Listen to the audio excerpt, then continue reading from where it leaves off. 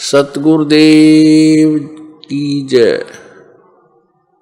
सर्वसंग से प्रार्थना है। सत्संग प्रारंभ हो रहा है। कृपया सत्संग स्थल पर शांतिपूर्वक विराजमान होकर के श्रद्धा से सत्संग सुने। परमेश्वर की प्यारी आत्माओं से पुनर्निवेदन है, सत्संग प्रारंभ हो रहा है। कृपया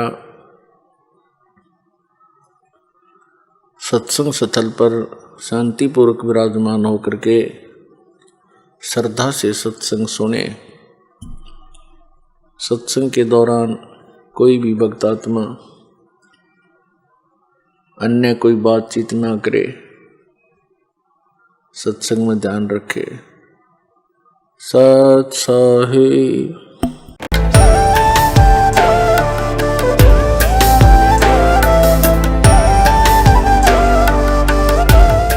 ब्रह्मा का पिता को हुन् विष्णु की माता, शंकर का हजुरबुबा को हुन्, मलाई बताइदिनुहोस्। यसको तथ्य जान्नका लागि कृपया सुन्नुहोस् जगतगुरु तत्वदर्शी सन्त रामपालजी महाराजका अमृत वचन, सबै पवित्र धर्महरूका पवित्र शास्त्रहरूका आधारमा। सतगुरुदेव की जय। बंदी छोड़ कबीर परमेश्वर जी की जय। बंदी छोड़ गरीबदास जी महाराज जी की जय। स्वामी रामदेवानंद जी गुरु महाराज जी की जय हो।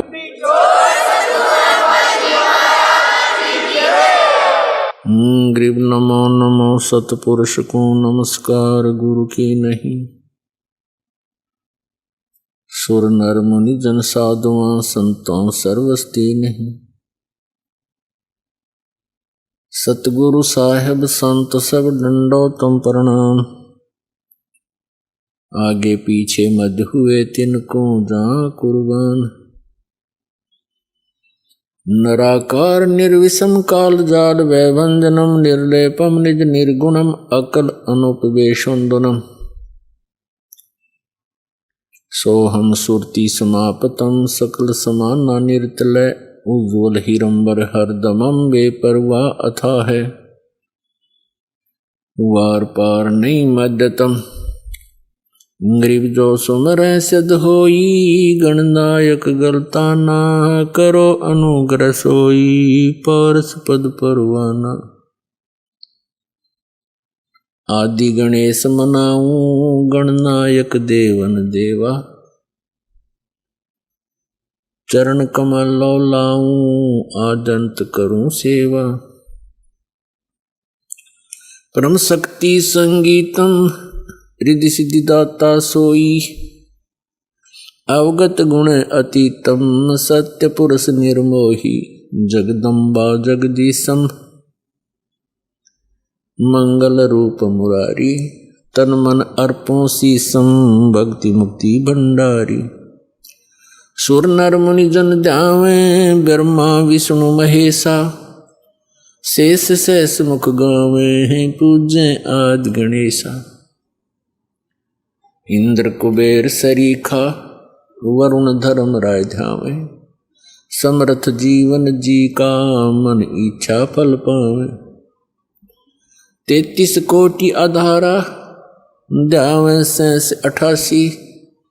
उतरे बहुजल पारा, कट है यम की फांसी। 33 कोटि आधारा, ध्यावे 88। उतरे बहुजल पारा, कट है यम की फांसी। भारत, जहां धरती पर दिव्यता का निवास है, वहां नवरात्रि का त्योहार केवल एक अनुष्ठान नहीं, बल्कि शक्ति और आध्यात्मिकता का अद्वितीय संगम माना जाता है। लोक मान्यताओं के अनुसार 9 दिन मनाया जाने वाला मां दुर्गा के 9 रूपों का यह पर्व बुराई पर अच्छाई की विजय का प्रतीक है। हिंदू पंचांग के अनुसार देवी दुर्गा की आराधना के लिए साल भर में 4 नवरात्रियां मनाई जाती हैं: चैत्र, शारदीय, माघ गुप्त और आषाढ़ गुप्त। इनमें सबसे विशेष मानी जाती है चैत्र और शारदीय नवरात्रि, और ज्यादातर लोग इन्हीं 2 नवरात्रियों को विशेष रूप से मनाते हैं। उत्तर भारत, पश्चिम बंगाल और गुजरात में शारदीय नवरात्रि धूमधाम से मनाई जाती है। बंगाल की दुर्गा पूजा और गुजरात का गरबा डांडिया इस पर्व की शान माने जाते हैं। भारतवर्ष, जहां हर कोने में आध्यात्मिकता की धारा बहती है, क्या हम उस असली संदेश को समझ पाए हैं जिसे देवी दुर्गा हमें देना चाहती हैं? क्या आप जानते हैं कि जिस नवरात्रि का पर्व हम सदियों से मना रहे हैं, क्या यह सच में पवित्र शास्त्रों के अनुकूल है? क्या देवी दुर्गा की उपासना के ये 9 दिन हमें वास्तव में वह शांति और शक्ति प्रदान करते हैं, या फिर हम सिर्फ रीति रिवाजों में ही उलझ कर रह गए हैं? दर्शकों, शारदीय नवरात्रि का यह पर्व अश्विन मास के शुक्ल पक्ष एकम से शुरू होकर विजयादशमी तक चलता है। आज हम नवरात्रि से संबंधित कुछ बेहद महत्वपूर्ण और चौंकाने वाले प्रश्नों के उत्तर गहराई से जानने की कोशिश करेंगे। सवाल नंबर 1, क्या ये धार्मिक क्रियाएं जैसे कलश स्थापना, दुर्गा पूजा, सप्तशती पाठ, व्रत, जागरण, कन्या पूजन, डांडिया गरबा और हवन आदि शास्त्र सम्मत हैं? क्या साधक को इनसे अपेक्षित लाभ मिल सकता है? शारदीय नवरात्रि में देवी दुर्गा के 9 रूपों की पूजा जैसे कलश स्थापना, दुर्गा पूजा, सप्तशती पाठ, जागरण, कन्या पूजन, डांडिया गरबा और हवन आदि को श्रद्धा और भक्ति का प्रतीक माना जाता है। लेकिन वास्तविकता यह है कि ये क्रियाएं केवल लोक मान्यताओं पर आधारित हैं, क्योंकि शास्त्रों में इनका कोई स्पष्ट प्रमाण नहीं मिलता, जिससे ये मनमानी क्रियाएं कहलाती हैं। जिसके विषय में गीता में क्या कहा गया है? गीता अध्याय नंबर 16 के श्लोक नंबर 23 में कहा कि शास्त्र विधि को त्याग कर जो मनमाना आचरण करते हैं, ये देखिएगा। गीता अध्याय नंबर 16 के श्लोक नंबर 23 में दिखाते हैं आपको, 23 और 24 में। गीता अध्याय नंबर 16 के श्लोक नंबर हम दिखाते हैं आपको 23 में। जो पुरुष शास्त्र विधि को त्याग कर अपनी इच्छा से मनमाना आचरण करता है, वह न सिद्धि को प्राप्त होता है, न परम गति को और न सुख को ही। अब 24 में बताया कि इससे तेरे लिए, छोड़ में जाएगा 24वां श्लोक, इससे तेरे लिए कर्तव्य की व्यवस्था में कौन से कर्म करने चाहिए भक्ति के, कौन से ना करने चाहिए, शास्त्र ही प्रमाण है। ऐसा जानकर तो शास्त्र विधि से नियत कर्म करने योग्य है, यानी शास्त्रों में जो वर्णित है वही साधना कर, अन्य करेगा तो कोई लाभ नहीं होगा, यूजलेस। साथ ही नवरात्रि के दौरान साधक 9 दिनों तक व्रत रखते हैं और केवल फलाहार करते हैं। लेकिन क्या आप जानते हैं कि श्रीमद् भगवद गीता में व्रत करने के लिए मना किया गया है? आइए देखते हैं कि गीता अध्याय 6 श्लोक 16 में क्या कहा गया है। अब 16 में कहा है कि अर्जुन यह योग न तो बहुत खाने वाले का और न बिल्कुल न खाने वाले का, यानी न तो, अब ये एकांतम है ना, ये देखो, न अति अंश असनत तु योग अस्ति च न एकांतम अन अंशत न अंशत, यानी अर्च एकांतम। अब एकांतम का अर्थ इन्होंने इकट्ठा कर दिया, बिल्कुल कर दिया। अब एकांतम माने एकांत स्थान पर भी बैठने वाले का योग पूर्ण नहीं होता, न घना खाने वाले का और न बिल्कुल न खाने वाले का, न तो अधिक खाने वाले का या बिल्कुल न खाने वाले का, और न एकांत स्थान पर बैठने वाले का, और न ज़्यादा सोने और आलसी का सोने वाले का, और न अधिक जागने वाले का यह योग सफल होता है। अब यहाँ अपने आप कह रहा है कि ना तो अधिक खाने वाले का, ना बिल्कुल ना खाना यानी व्रत रखने वाले का, एकांत मन एक स्थान पर बैठकर साधना करने वाले का, ना घना जागने वाले का, ना ज़्यादा सोने वाले का, ये योग सफल नहीं होता। तो परमात्मा अपने सब वेद में कहते हैं, प्रथम अंजल संयम राखे, योग युगत सब सतगुरु भाखे। प्रथम खाने पर संयम करे, अंजल पर संयम यानी तो अधिक नहीं खावे, थोड़ा खावे, व्रत नहीं रखने को कहा, कम खावे, इतना नहीं खावे दड़ी पक्का खा ले, फिर अंगड़ाई टूट आलस आ जा, पड़ के सो जा जमाई आवे, और इतना भी कम नहीं खावे कि आदमी कति कमर टेढ़ी हो जाए, फिर भूख लागे, कतर कतर कल जा करें जा, ध्यान भूख पर है, भक्ति कैसे होगी उसकी। अंजल संयम रखे, यानी संयम रखे अपना भोजन के ऊपर, अल्पाहार करे, इतना कम भी नहीं करे कि बिल्कुल आत्मुस जा, और ज़्यादा भी नहीं करे कि आलस और जमाई दुखी करे, संयम से खावे। और फिर नाम उठत नाम बैठत नाम सोवत जागवे, नाम खाते नाम पीते नाम सेती लागवे। नाम उठत नाम बैठत, सुता उठे आँख खुल जा, परमात्मा का मंत्र करे, 2-4 जिसे भी समय मिले, और फिर चलते चलते भगवान ने याद करे, खाना खान लगे तो मालिक की आरती, अन्नदेव की आरती करे, और जब तक रोटी परोसे इतने 5-4 मंत्रा का जोटा मार दे। हैं, नाम उठत नाम बैठत नाम सोवत जागवे, सोने से पहले प्रभु को याद करके 10-20 मंत्र जिसे बने श्वास के सेवन करता करता सो जा। तो ऐसे हमने अपने अभ्यास को करना है। फिर स्वप्न में भी सांस सुमन चल पड़ेगा, स्वप्न में भी आपका सिमरण शुरू हो जाएगा श्वास का, या मंत्र बोलता रहेगा, तो वो भी आपके अकाउंट में लिखे जाएंगे। ऐसे हम भक्ति के धनी होकर के फिर परमात्मा प्राप्ति करेंगे। तो दर्शकों, इसका अर्थ है कि साधक जो व्रत, पूजा और अनुष्ठान कर रहे हैं, वे शास्त्रों के अनुसार मनमाना आचरण हैं, जो न केवल व्यर्थ हैं, बल्कि साधक को वास्तविक लाभ से भी वंचित रखते हैं। सवाल नंबर 2, क्या नवरात्रि मनाने से वास्तव में देवी मां की कृपा प्राप्त हो सकती है? शास्त्रों में मां दुर्गा को प्रसन्न करने के कौन से मूल मंत्र दिए गए हैं जो साधक को सच्चे अर्थ में लाभ पहुंचा सकते हैं? लोक मान्यताओं के अनुसार मां दुर्गा को प्रसन्न करने के लिए कई मंत्र बताए गए हैं जो समाज में बड़े पैमाने पर प्रचलित हैं, जैसे ओम दू दुर्गाय नमः, ओम जय दुर्गा, ओम त्र्यंबकम यजामहे आदि। दर्शकों, ध्यान देने योग्य है कि ये मंत्र और ये क्रियाएं वेद व गीता में कहीं प्रमाणित नहीं है, इसलिए यह सब मनमाना आचरण है और व्यर्थ है। वास्तव में दुर्गा जी समेत यहाँ की 5 प्रधान शक्तियों के मूल मंत्र कौन से हैं, देखिए। इन सभी शंकराचार्यों को तथा हिंदू धर्म के इन सभी कथावाचकों, धर्म गुरुओं और प्रचारकों को द्वादश अक्षर मंत्र की जानकारी नहीं है, जो इन्हीं 5 देवी देवताओं की साधना के यथार्थ मंत्र हैं। सभी शंकराचार्य तथा हिंदू धर्म के ये सभी कथावाचक, धर्म गुरु और प्रचारक इन देवी देवताओं का मूल मंत्र इस द्वादश अक्षर ओम नमो भगवते वासुदेवाय को माने बैठे हैं और इसी मंत्र का जाप करके मोक्ष की आस लगाए बैठे हैं। यदि सभी शंकराचार्यों तथा हिंदू धर्म के इन प्रचारकों की बात को सत्य माना जाए तो ये मंत्र 5 देवताओं की भक्ति अर्थात साधना का नहीं हो सकता, क्योंकि ये मंत्र तो केवल वासुदेव के लिए है, जिसे सभी शंकराचार्य जी श्री कृष्ण अर्थात विष्णु जी के तौर पर मानते हैं, जबकि शंकराचार्य जी खुद ये स्वीकार कर रहे हैं कि हिंदू धर्म में मुख्य 5 देवी देवता हैं जो काल ब्रह्म की सब व्यवस्थाओं को संभालते हैं, और यही पंच देवता इस लोक में सर्व सुविधाएं प्राप्त करवाते हैं। दर्शकों, इन पंचदेव साधना के यथार्थ द्वादश अक्षर मंत्र आपके सामने उजागर करने जा रहे हैं, जिनको वर्तमान में केवल और केवल तत्वदर्शी संत रामपाल जी महाराज ने ही दुनिया के सामने उजागर किया है। तो आइए देखते हैं मनु और शतरूपा जी इन 5 देवी देवताओं के कौन से द्वादश अक्षर मंत्रों का जाप करते थे। दर्शकों, मनु और शतरूपा जी सतयुग के आदि में पंचदेव के यथार्थ मंत्रों का जाप करते थे, जिन मंत्रों को संत रामपाल जी महाराज भी प्रथम दीक्षा के समय में अपने शिष्यों को देते हैं। इन 5 देवों के मंत्रों के द्वादश अक्षर मंत्र इस प्रकार हैं, जिनका जाप मनु और शतरूपा जी करते थे। ओम किलिम हरिम श्रीम सोहम।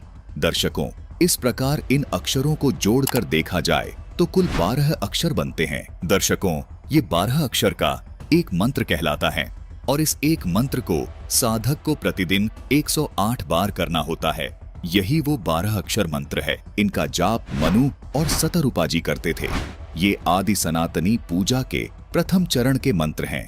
इन्हीं मंत्रों को संत रामपाल जी महाराज अपने शिष्यों को देते हैं। दर्शकों, आप सोच रहे होंगे ये जो ओम शब्द है इसको एक ही अक्षर क्यों गिना गया, जबकि सुनने व बोलने में एक प्रतीत नहीं हो रहा। इस शंका के निवारण के लिए हमें गीता जी अध्याय 8 के श्लोक 13 को देखना होगा, जिसकी संस्कृत में लिखा है कि ओम इति एकाक्षरम, जिसके अनुवाद में लिखा है कि ओम इस एक अक्षर रूप का अर्थात ब्रह्म के नाम का चिंतन करता हुआ। दर्शकों, गीता जी से ये स्पष्ट हो जाता है कि ओम को एक ही अक्षर गिना जाता है। इसी प्रकार यहाँ शिव पुराण में भी प्रमाण है कि वह प्रणव ओम नामक एक अक्षर हो गया। इसी प्रकार रामचरितमानस की इस चौपाई में भी अनुवादकर्ता ने ओम को एक अक्षर गिना है, तभी ये 12 अक्षर होते हैं। दर्शकों, इससे स्पष्ट है कि शास्त्रों के आधार पर ओम शब्द को एक अक्षर ही गिना जाता है। दर्शकों, किसी भी श्रद्धालु को ये शंका नहीं रहनी चाहिए कि ये अक्षर सही हैं या ये वाले अक्षर सही हैं। जैसा कि आप इसी रामचरितमानस की इस चौपाई में देख रहे हैं कि यहाँ अक्षर शब्द लिखा है, यहाँ ये अक्षर शब्द संत भाषा में लिखा गया है, जबकि इस अक्षर शब्द को अगर हम शुद्ध करके लिखेंगे तो ऐसे लिखेंगे। इसमें ना तो च शब्द है और न ही छ शब्द है, लेकिन ये दोनों ही शब्द अक्षर का बोध करवाते हैं। अनुवादकर्ता ने द्वादश अक्षर शब्द का अर्थ द्वादशाक्षर किया है, यानी अक्षर शब्द को अक्षर लिखा है, जो बिल्कुल ठीक है। इसी प्रकार इन मंत्रों को व्याकरण की दृष्टि से देखने में भिन्नता नजर आ रही है, लेकिन ये इन देवी देवताओं के मूल मंत्र होने का ही बोध करवाते हैं। इसी प्रकार एक और शब्द है, ये देखिए, रामचरितमानस की इस चौपाई में लच्छी शब्द है, जो कि संत भाषा में इस प्रकार लिखा गया है, लेकिन यदि इस शब्द को शुद्ध करके लिखेंगे तो लक्ष्मी शब्द बन जाएगा। इसी प्रकार रामचरितमानस के इस दोहे में ओरु शब्द लिपिबद्ध है, जो कि संत भाषा के दृष्टिकोण से लिखा गया है, लेकिन अनुवादक ने इस शब्द का अनुवाद करते समय ओरु को और लिखा है। दर्शकों, दोनों शब्द समान अर्थ का बोध करवा रहे हैं। इसी प्रकार लच्छी को अनुवादक ने लक्ष्मी लिखा है, अर्थात लच्छी संत भाषा के दृष्टिकोण से लिखा गया है और लक्ष्मी व्याकरण की दृष्टिकोण से लिखा गया है, लेकिन दोनों शब्द श्री लक्ष्मी का बोध करवाते हैं। ठीक इसी तरह जैसे यहाँ ये किलियम शब्द और ये किलिम शब्द दोनों ही श्री गणेश जी के मूल मंत्र का बोध करवा रहे हैं। इसलिए सभी श्रद्धालुओं से निवेदन है कि आप ये देखकर भ्रमित न हो कि एक ही मंत्र अलग अलग तरह से क्यों लिखा अथवा बोला गया है। दर्शकों, ये आदि सनातनी पूजा के प्रथम चरण के द्वादश अक्षर मंत्र हैं। इन मंत्रों को केवल पूर्ण संत से लेकर ही जाप किया जाता है। तत्वदर्शी संत ही इन मंत्रों को जाप करने की विधि बताता है। आपको शंका हो सकती है कि इन मंत्रों का प्रमाण और किस ग्रंथ में है।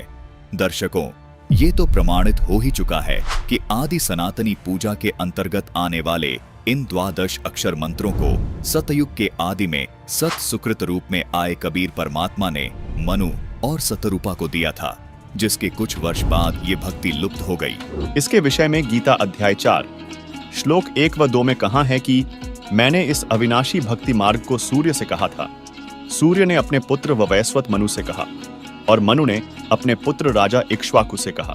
हे परंतप अर्जुन, इस प्रकार परंपरा से प्राप्त इस भक्ति मार्ग को राजर्षियों ने जाना, किंतु उसके बाद वह योग अर्थात भक्ति मार्ग बहुत समय से इस पृथ्वी लोक में समाप्त हो गया।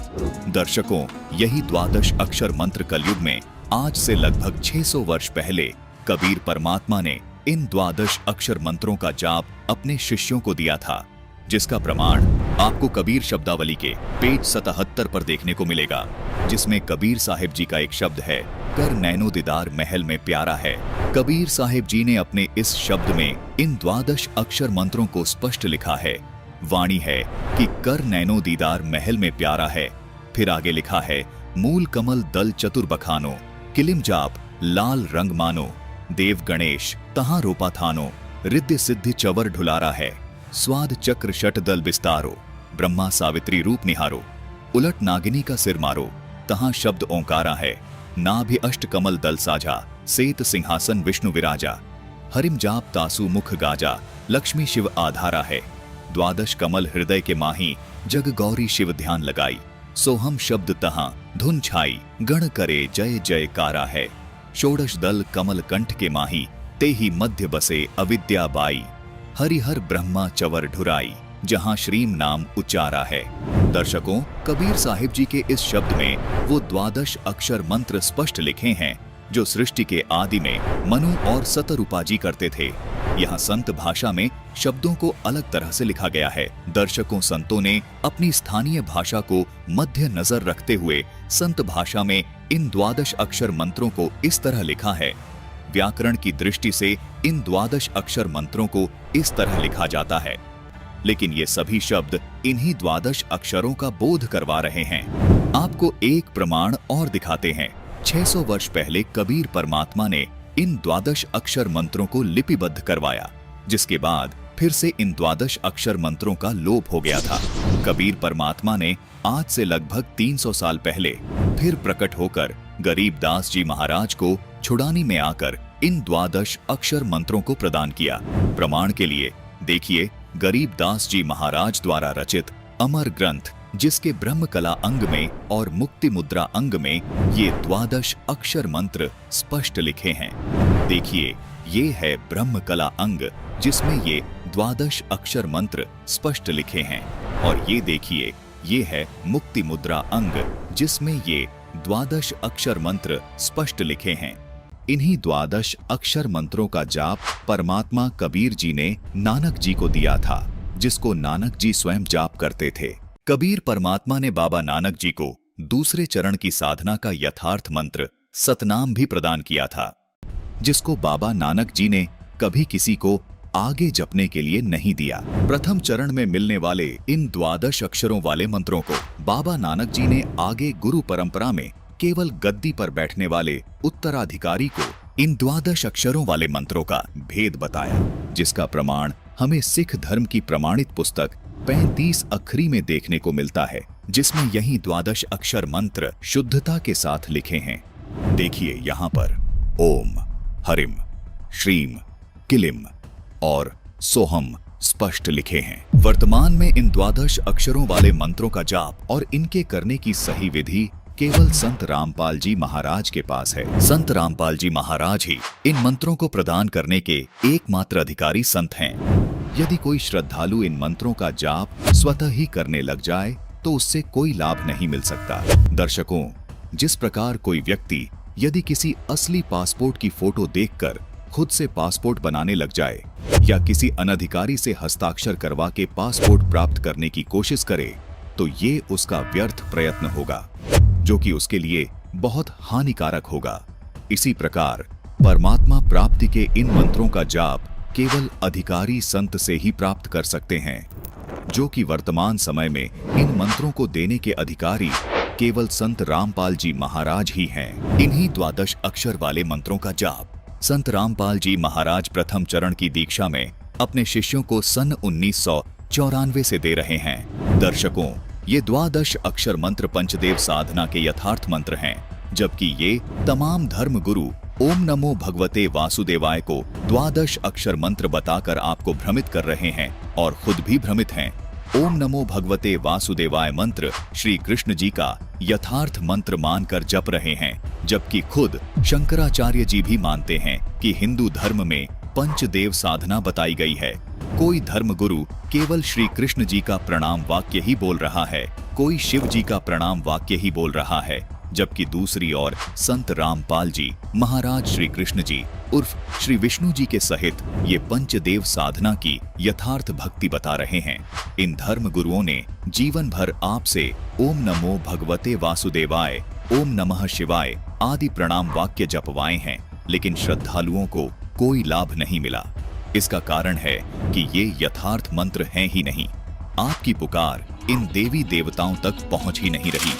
सवाल नंबर 3, क्या नवरात्रि पूजा वास्तव में साधक के प्रारब्ध कर्मों में बदलाव ला सकती है या यह मात्र एक परंपरा है? साथ ही क्या नवरात्रि के अनुष्ठान भविष्य में आने वाले संकटों का निवारण कर सकते हैं? नवरात्रि के अनुष्ठान जैसे व्रत, पूजा और अन्य क्रियाएं साधकों की आस्था से जुड़ी होती हैं। हालांकि शास्त्रों में स्पष्ट रूप से यह नहीं कहा गया है कि इन पूजा पाठों से प्रारब्ध कर्मों में परिवर्तन हो सकता है। इसलिए नवरात्रि पूजा की बाहरी गतिविधियों के बजाय साधक को अपनी आस्था को सही दिशा में लगाने और शास्त्रों के अनुसार सच्ची भक्ति का मार्ग अपनाने की आवश्यकता है। इससे न केवल मनोकामनाएं पूरी हो सकती हैं, बल्कि आत्मिक उन्नति के साथ साथ पूर्ण मोक्ष की प्राप्ति भी संभव है। हिंदू धर्म में तथाकथित धर्मगुरु और देवी दुर्गा के भक्तों का मानना है कि उनकी भक्ति से प्रारब्ध के कर्म कट सकते हैं। लेकिन क्या देवी जी इतनी समर्थ हैं? वास्तव में सच यह है कि देवी दुर्गा और अन्य देवी देवता प्रारब्ध के कर्मों को मिटाने या भविष्य के संकटों को टालने में असमर्थ हैं। आपको ये वो अनमोल ग्रंथ वो अनमोल खजाना प्राप्त हुआ जो हमारे ही घरों में दबा हुआ था, और उस खजाने को ना मिलने से हम मजदूर बने फिरे थे, भिखारी बने फिरे थे। कि हनुमान जी का आगा हाथ जोड़े थे, दिए बाबा छोरा दे दे, कोई कोठी दे दे। हर वो हनुमान और आप पर लंगोट मांडा करते, हमने कह देंगे बता। अब कहने का भाव ये है दास का कि हम उनसे मांगते फिर रहे थे जो कुछ दे नहीं सकते। ब्रह्मा विष्णु महेश आपको क्या दे सकते हैं? आपकी जन्म मृत्यु ये नहीं समाप्त कर सकते, आपके संस्कार में कोई परिवर्तन ये नहीं कर सकते, ये अपनों में नहीं कर सके। जैसे विष्णु जी को श्राप दिया था नारद जी ने, अब यहाँ काल ने सबकी गांठ बांध रखी है।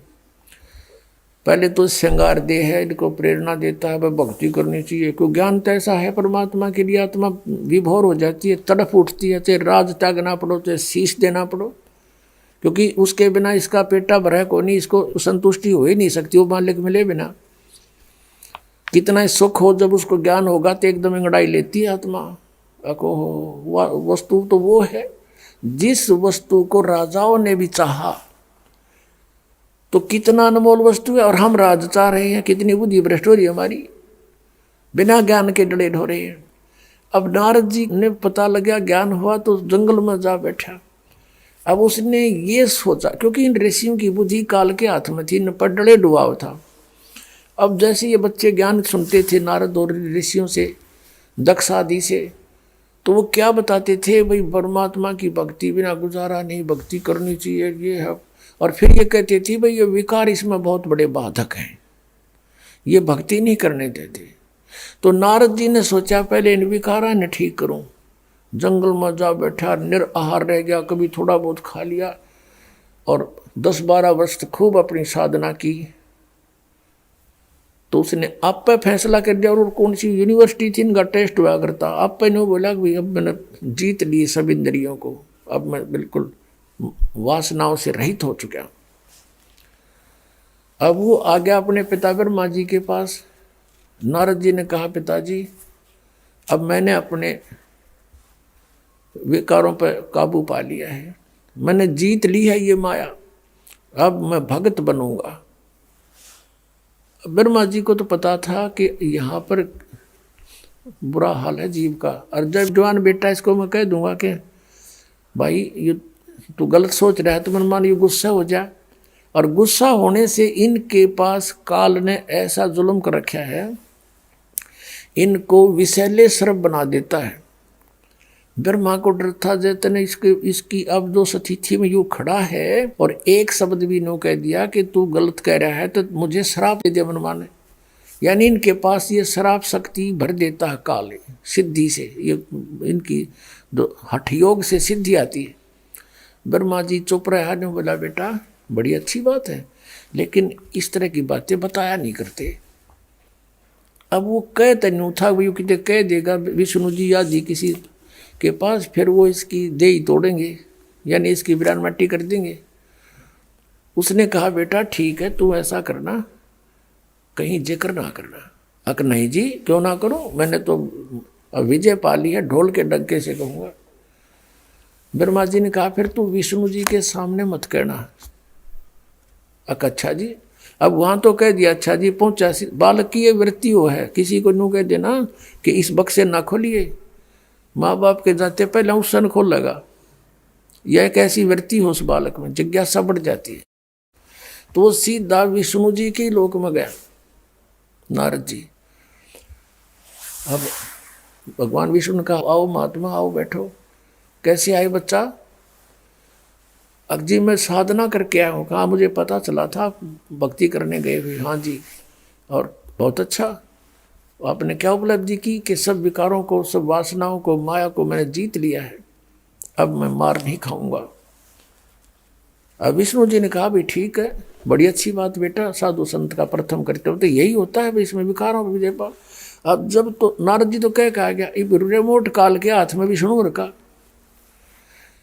फिर पाछे तक काल ना प्रेरणा कर दी। उसको इस चिंता बनी रहती है कि अगर ये ब्रह्मचारी पद में पहुंचने लगे सारे, और बालक बच्चे कौन पैदा करेगा, मैं खाऊंगा कि। तो इसने विष्णु में बर्दी फूक कि इसको तो अभिमान हो गया, चल इसको अभी ठीक करता हूँ। विष्णु जी ने काल प्रेरणा से एक मायावी नगरी रच दी अपनी सिद्धि तय। 16 कला के भगवान है ये। और वहां पर एक राजा का स्वयंवर रच दिया, राजा की लड़की का स्वयंवर। दूर दूर से देश के नौजवान बच्चे आए हुए थे शादी करने के लिए। स्वयंवर का अर्थ होता था कि लड़की स्वयं अपना पति चुना करती थी अपने पसंद का। माँ बाप के सिर से उलाना उठ जाता था कि ऐसा ढूंढा, वो खत्म हो जाती थी इस तरह की समस्या। अब नारद जी उसी नगरी से गुजरा, और ब्याह के गीत बहुत बुंडे हो हैं, आम आदमी में प्रेरणा हो जाए। सारे श्रृंगार कर औरतें गाने गा रही हैं, बहुत सुंदर नगर सजा रखा है। नारद जी ने पूछा भी क्या हो रहा है। वहां बताया नागरिकों ने कि भाई यहाँ एक राजा की लड़की बहुत सुंदर है, अप्सरा आई है समझो, ऐसी है, और उसका विवाह हो रहा है। अब नारद जी के भी उठी अंगड़ाई। उसने सोचा रहे ब्याह भी करवा के देख लिया कि बूढ़ी बात से पिताजी ने करवा रखा, चाचा जी ने करवा रखा, छोटे चाचा जी ने करवा रखा, क्या फर्क पड़े है। पिताजी ब्रह्मा जी, चाचा इसका विष्णु जी, छोटा चाचा शंकर जी, सारे विवाह कराए बैठे। तो इस प्रेरणा से वो भूल भाल गया अपने उद्देश्य ने। फिर उसने सोचा यह लड़की मुझे पसंद कैसे करेगी, इतना लंबा चोटा कचकोल कटा रखा। तो उसने सोचा भाई तू भगवान से, विष्णु जी से उनका रूप मांग ले, बहुत सुंदर है भगवान। तो वो जाकर के एक बनी में बाहर अर्ज करी, भगवान विष्णु प्रकट हो गए। कहा भी बेटा कैसे याद किया, कैसे याद किया मुझे कि भगवान मैंने आज तक आपसे कुछ नहीं मांगा,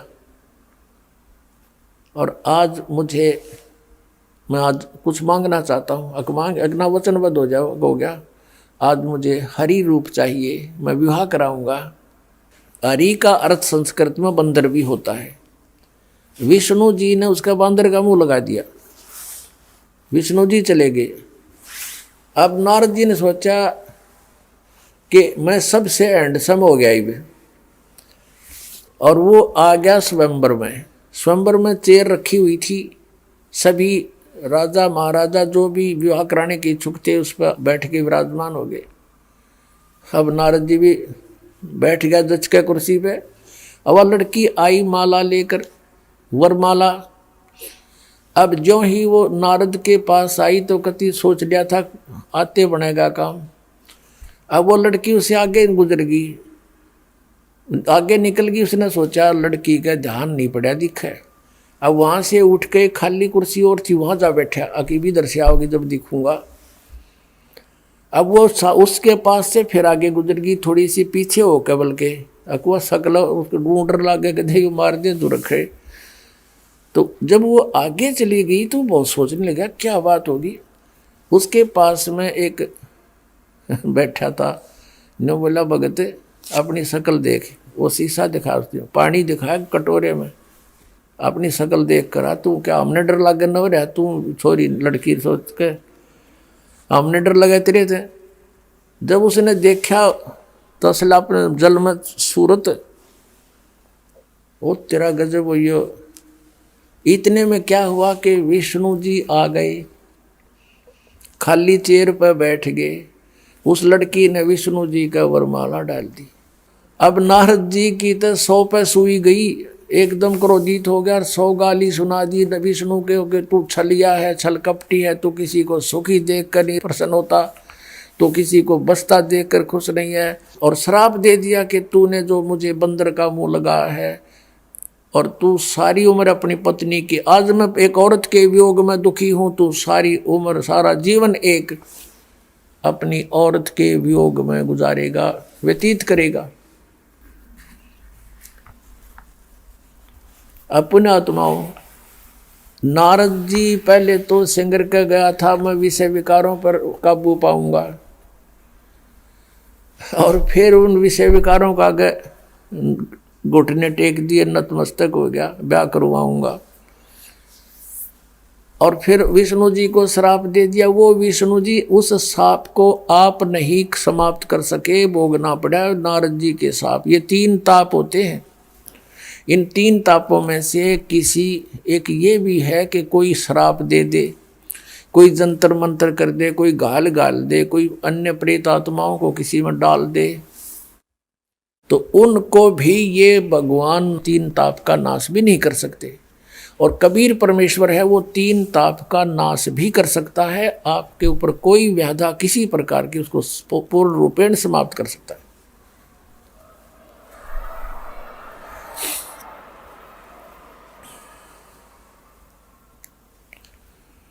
तो भगवान श्री विष्णु जी ने रामचंद्र रूप में पूरा दुख उठाया, अपनी पत्नी के वियोग में सारा जीवन व्यतीत किया। विवाह होते ही वनवास हुआ। वनवास में 2 वर्ष के बाद ही सीता का अपहरण हुआ। 12 वर्ष वो रही वहाँ रावण के बाग में, युद्ध करके मार मूर के रावण को वापस लाए। 2 वर्ष के बाद फिर त्याग दी, घर से निकाल दी, गर्भवती अपनी पत्नी। अब पत्नी वाल्मीकि के आश्रम में और पति अयोध्या का राजा, जिसका परिवार कहीं हो और वो राजा कितना ही अच्छा लगता हो, उसका जीवन नरक तुल्य होता है। अंत में भी नहीं मिल पाए दोनों के दोनों। सीता समा गई पृथ्वी में और श्री राम अर्थात विष्णु जी ने सरयू नदी में जल समाधि ली, उसमें छलांग लगा के जीवन अंत किया। फिर श्री राम रूप में बाली को मारा था श्री विष्णु जी ने, यानी रामचंद्र जी ने सुग्रीव के भाई को, उसका भी बदला देना पड़ा। श्री कृष्ण रूप में आए वही। और एक शिकारी जो बाली वाली आत्मा थी, वो शिकारी बना हुआ था, विषाक्त जहर से युक्त उसका तीर था, वो श्री कृष्ण के पैर में मार के उनका वध किया, अपना टिट फॉर टैट लिया। तो यहाँ परमात्मा कहते हैं, कबीर जी तुम कौन राम का जपते जापम, और ताते कटे ना ये 3 तापम। वही गीता अध्याय 8 श्लोक 16 में स्पष्ट लिखा है कि ब्रह्मलोक से लेकर सब लोक बारंबार उत्पत्ति नाश वाले हैं, परंतु हे कुंती पुत्र, जो यह नहीं जानते वे मुझे प्राप्त होकर भी फिर जन्मते हैं। यानी ब्रह्मलोक तक जितने लोक जैसे स्वर्ग, पृथ्वी, पाताल, ब्रह्मा का लोक, विष्णु लोक, शिव लोक, दुर्गा का लोक, ब्रह्मलोक आदि तथा इनमें निवास करने वाले देवी देवता आदि हैं, वे सभी जन्म मृत्यु के चक्र से बंधे हैं। तो जब ये स्वयं अपने प्रारब्ध कर्मों को नहीं बदल सकते, तो अपने भक्तों का कैसे बदल देंगे? दर्शकों, इससे स्पष्ट है कि देवी दुर्गा जी और त्रिदेव ब्रह्मा, विष्णु और शिव अपने साधकों के प्रारब्ध कर्मों को न तो बदल सकते हैं और न ही आने वाले संकटों को दूर कर सकते हैं। सवाल नंबर 4, स्वयं देवी दुर्गा जी ने अपनी भक्ति को लेकर क्या कहा है? पूरा हिंदू समाज देवी दुर्गा की विभिन्न रूपों में पूजा करता है, लेकिन क्या आप जानते हैं, देवी महापुराण के 7वें स्कंध के अध्याय 36 पर स्पष्ट प्रमाण मिलता है कि श्री देवी जी स्वयं राजा हिमालय को अपनी पूजा करने से मना कर रही हैं। आइए इसका प्रमाण देखते हैं। अब देखिएगा, ये 7वां स्कंद 562 पृष्ठ पे, और ये संक्षिप्त देवी भागवत है। देवी के द्वारा हिमालय को ज्ञानो उपदेश और ब्रह्म स्वरूप का वर्णन। श्री देवी जी कहने लगी, पर्वतराज अब हम यहां से लेंगे, उस ब्रह्म का क्या स्वरूप है यह बतलाया जाता है, जो प्रकाश रूप सबके अत्यंत समीप में स्थित हृदय रूप गुहा में स्थित होने के कारण गुहाचर नाम से प्रसिद्ध है, महान पद अर्थात परम प्राप्य है। वह समस्त प्रजा के ज्ञान से परे है, किसी की बुद्धि में आने वाला नहीं है, यह तुम जानो। जो परम प्रकाश रूप है, जो सूक्ष्म से भी अत्यंत सूक्ष्म है, जिसमें संपूर्ण लोक और उन लोकों में निवास करने वाले प्राणी स्थित हैं, वही यह अक्षर ब्रह्म है। अब देखो दुर्गा को कितना ज्ञान है। ब्रह्म को अक्षर पुरुष बोल रही है, अक्षर पुरुष, पुरुष को चाहे ब्रह्म को, अक्षर ब्रह्म। और वही सबके प्राण है, वही सबकी वाणी है और वही सबके मन है। वह परम सत्य और अमृत अविनाशी तत्व है। सौम्य, उस वेद ने योग लक्ष्य का तुम वेदन करो, मन लगाकर उसमें तन्मय हो जाओ। सौम्य, उपनिषद में कथित महान अस्त्र रूप धनुष लेकर उस पर उपासना द्वारा तीक्ष्ण किया हुआ बाण संधान करो और फिर भावानुगत चित्त के द्वारा उस बाण को खींचकर उस अक्षर रूप ब्रह्म को ही लक्ष्य बनाकर वेधन करो। अक्षर रूप ब्रह्म को ही। और मंत्र बता रही है फिर, ओम धनुष है प्रणव, ओम धनुष है, जीवात्मा बाण है, ब्रह्म को उसका लक्ष्य कहा जाता है। यानी जीवात्मा, जीव जो है ओम का जाप करे, ब्रह्म प्राप्ति उद्देश्य हो। उस एकमात्र परमात्मा को ही जाने, दूसरी सब बातों को छोड़ दे। यानी कोई साधना नहीं करनी, मेरी भी नहीं करनी, सब छोड़ दे। इससे ये सिद्ध है, उस एकमात्र परमात्मा को ही जाने, दूसरी सब बातों को छोड़ दे। यही अमृत रूप परमात्मा के पास पहुंचाने वाला पुल है। संसार समुद्र से पार होकर अमृत स्वरूप परमात्मा को प्राप्त कराने का यही सुलभ साधन है। इस परमात्मा का ये देखो, उस हृदय में विविध रूप में प्रकट होने वाला परब्रह्म संचरण करता है, अंतर्यामी रूप से वर्तमान है। यहाँ परब्रह्म कह रहे हैं, किता अक्षर ब्रह्म कह रही है, फिर ब्रह्म की साधना बता रही है। ये देखो, ओम ओम ओम का नाम जप है और ब्रह्म उद्देश्य हो। अब है किसी को ज्ञान दुर्गा के, कभी अक्षर ब्रह्म कह रही है, कभी उसको ब्रह्म कह रही है, कभी फिर परब्रह्म लिख रही है। और यहाँ परब्रह्म बता रही है कि सबके हृदय में परब्रह्म बैठा है। इस आत्मा का ओम के जप के साथ ध्यान करो। इससे अज्ञान में अंधकार से सर्वथा परे संसार समुद्र से पार जो ब्रह्म है उसको पा जाओगे। यहाँ पर ब्रह्म, यहाँ अक्षर ब्रह्म और यहाँ फिर ब्रह्म को पा जाओगे। ओम नाम जपो, पुण्यात्मा अपने आप पता लग जाएगा अपने कौन कितने पानी में। और क्या बताया फिर ये 563 पृष्ठ पे, वह सबका आत्मा ब्रह्म, ब्रह्म लोक रूप दिव्य आकाश में स्थित है। कहते हो ब्रह्म लोक में रहता है। यानी देवी दुर्गा जी अपनी भक्ति करने के लिए भी मना कर रही हैं और एक ब्रह्म की भक्ति करने के लिए श्रीमद् देवी भागवत के 7वें स्कंध के अध्याय 36 में हिमालय राजा को उपदेश दे रही हैं। जबकि गीता अध्याय 18 श्लोक 62 में गीता ज्ञान दाता यानी ब्रह्म ने कहा है कि हे भारत, तू सब प्रकार से उस परमेश्वर की ही शरण में जा। उस परमात्मा की कृपा से ही तू परम शांति को तथा सदा रहने वाला सत स्थान धाम लोक को अर्थात सतलोक को प्राप्त होगा।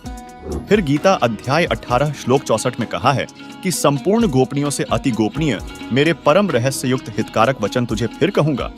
इसे सुन, यह पूर्ण ब्रह्म मेरा पक्का निश्चित इष्ट देव अर्थात पूज्य देव है, जिसको गीता अध्याय 8 श्लोक 3 में परम अक्षर ब्रह्म कहा है तथा गीता अध्याय 8 श्लोक 8 से 10 में कहा है कि जो उस परम अक्षर ब्रह्म की भक्ति करता है वह उसी को प्राप्त होता है।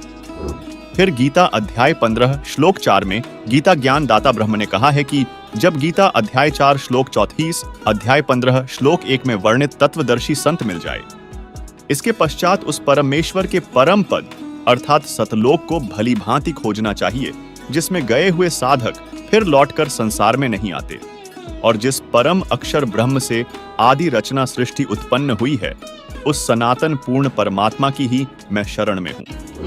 दर्शकों, गीता ज्ञान बोलने वाला अक्षर ब्रह्म अर्थात काल निरंजन है, जिसकी विस्तृत जानकारी जानने के लिए कबीर बड़ा या कृष्ण वीडियो अवश्य देखिए, जिसका लिंक हमने इसी वीडियो के डिस्क्रिप्शन में दे रखा है। गीता बोलने वाला ब्रह्म स्वयं परम अक्षर ब्रह्म की भक्ति करने को कह रहा है तथा स्वयं भी स्वीकार कर रहा है कि मैं भी उसी परम अक्षर ब्रह्म की शरण में हूं। अब सवाल यह उठता है कि वह पूर्ण परमात्मा परम अक्षर ब्रह्म कौन है, उसकी भक्ति की सही विधि क्या है और कौन सा संत हमें इस सत्य ज्ञान की सही जानकारी दे सकता है। सवाल नंबर 5, वह पूर्ण परमात्मा परम अक्षर ब्रह्म कौन है जिसकी भक्ति से सभी सुख और मोक्ष प्राप्त हो सकते हैं।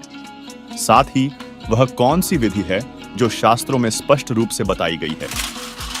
हमारे समाज में परमात्मा के बारे में कई धारणाएं फैली हुई हैं। वास्तविक सुख और मोक्ष की प्राप्ति केवल पूर्ण परमात्मा परम अक्षर ब्रह्म कबीर जी की सच्ची भक्ति से ही संभव है। देखिए कबीर परमात्मा का वेदों में प्रमाण। तो ये दास आपको ये पहचान कराना चाहता है कि कबीर इज गॉड, और ये वो परमात्मा जो बनारस में आपने एक दुल्हा सा दिखा था, ये मालिक थे, पूर्ण परमात्मा थे। इसकी महिमा वेदों में लिखी हुई है कि वो परमात्मा ऐसे आता है, ऐसे लीला करता है। यहाँ देखिए वो सह शरीर आते हैं। ये ऋग्वेद मंडल नंबर आपको दिखा रहे हैं, ये भी दिखा, ये कहाँ से प्रकाशित है। सार्वदेशिक आर्य प्रतिनिधि सभा, महर्षि दान भवन, रामलीला मैदान, नई दिल्ली 2 से। ये इनके फैक्स और फ़ोन नंबर हैं। यहाँ इन्होंने गलत लिखा है कि इसका भाषा भाषी आर्य भाषा भाषी यानी अनुवाद महर्षि दान सरस्वती ने किया इन दोनों का, ये किसी और ने किया। फिर भी देखो इसके मुद्रक हैं prince offset printers, 1510 Pataudi house, Daryaganj, New Delhi. ये इनके फ़ोन फैक्स नंबर है। इसमें हम आपको ले चलते हैं ऋग्वेद मंडल नंबर 9 सूक्त नंबर 86 में।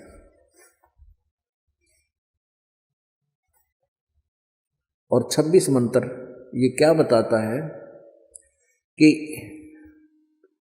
यज्ञ करने वाले यजमानों के लिए परमात्मा, यज्ञ माने धार्मिक अनुष्ठान, शास्त्र अनुकूल करने वाले यजमान माने भक्तों के लिए परमात्मा, सब रास्तों को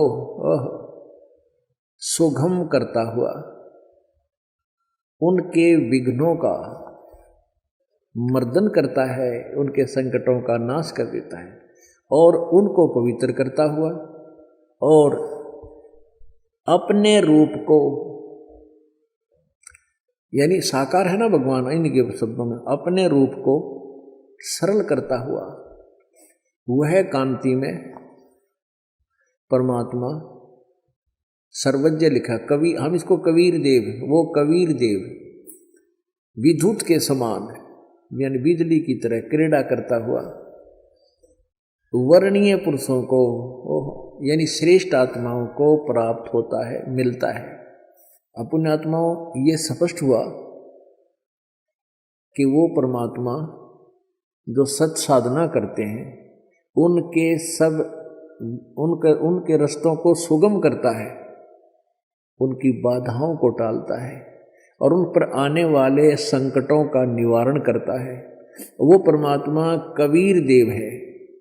वो कबीर देव जैसे कवि, अब कबीर देव, हम इसको कबीर देव माने परमेश्वर, और हम कबीर जैसे संस्कृत में जो कबीर है, कबीर देव है।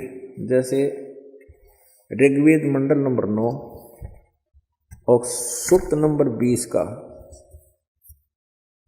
मंत्र नंबर 1 में कबीर देव लिखा है, ये देखिएगा।